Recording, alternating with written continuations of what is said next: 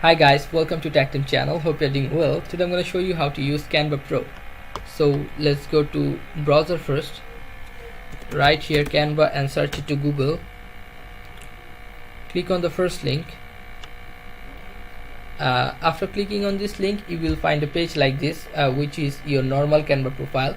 Now if you want to use your normal Canva profile if you want to switch your normal Canva profile to Canva Pro, then click on this.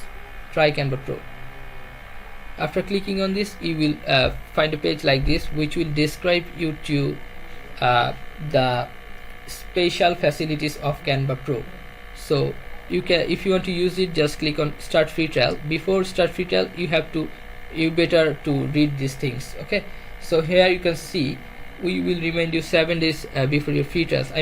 You can use this trial for free for 7 days. After 7 days you have to pay for this. After 7 days you have to pay for this. Okay, so click on start free trial. Ignore this. Then choose your packages, monthly or yearly. You can see here the charges, so click on next. Then you can see here debit card or credit card or PayPal.